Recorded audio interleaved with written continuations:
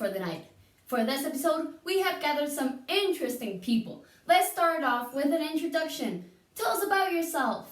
My name is Empathy. I have the ability to understand and share the feelings of others.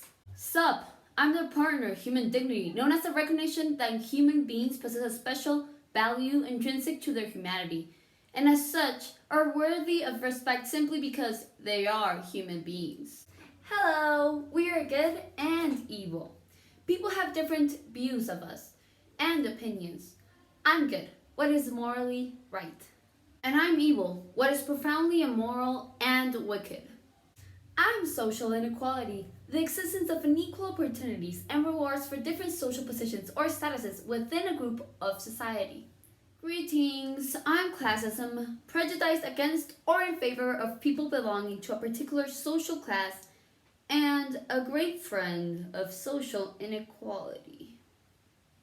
Hey, many know me as racism. I have a belief that race is a primary determinant of human traits and capacities, and that racial differences produce an inherent superiority of a particular race. Hello, I am sexism. I am the embodiment of prejudice or discrimination based on sex. Well, that was a slow introduction. Now that we know each other, let's ask the questions. First question, with which character of To Kill a Mockingbird do you identify with the most? Or do you rather resonate with a certain chapter?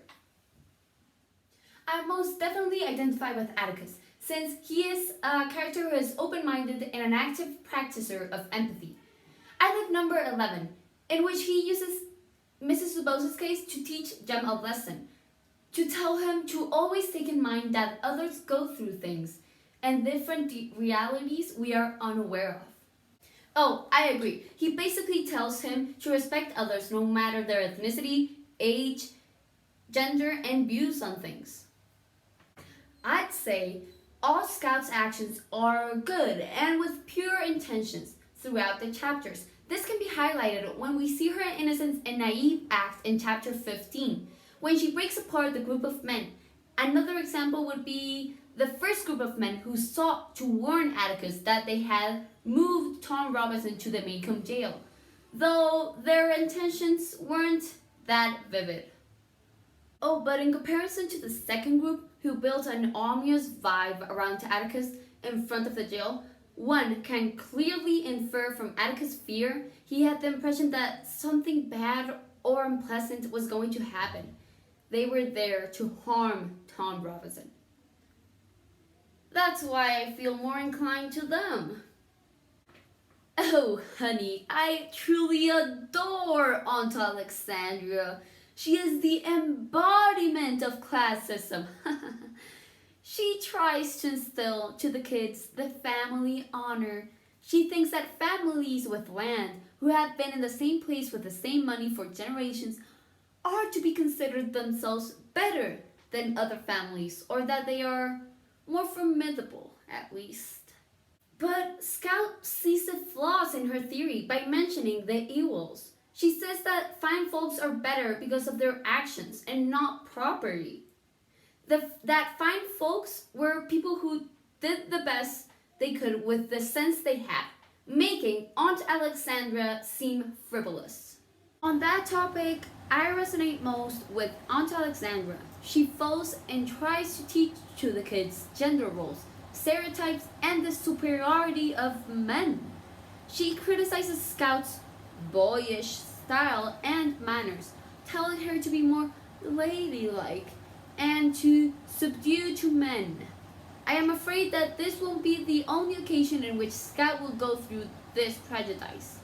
You can also see how kids also follow these stereotypes, like when Del and Jem only let Scout play women roles.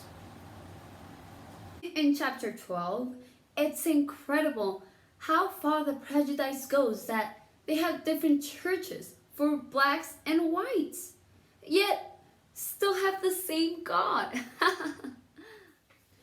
And because of their skin color, they had an increased propensity to not be able to read or write.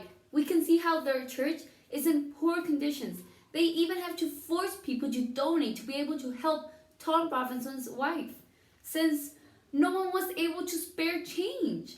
Seeing Scout's reactions, we get to see white prerogative, which is basically white privilege. In chapter 15, Aunt Alexandra clearly doesn't want any more black influence in the children's life. After all, her knowledge of black people is infallible. In chapter 16, one can see that there were only white men in the court, since this system was made by white men for white men. Black people are supposed to follow white people in silent acquiescence. I think we can see how white people dehumanize black people. In chapter 16, we can see Del saying he doesn't look like trash when referring to Mr. Dolphus. He was trying to say he didn't look black. This brings to attention the way in which people elucidate race to children, and this, frankly, doesn't bring or leave me with a tranquil state of mind. You have a fair point.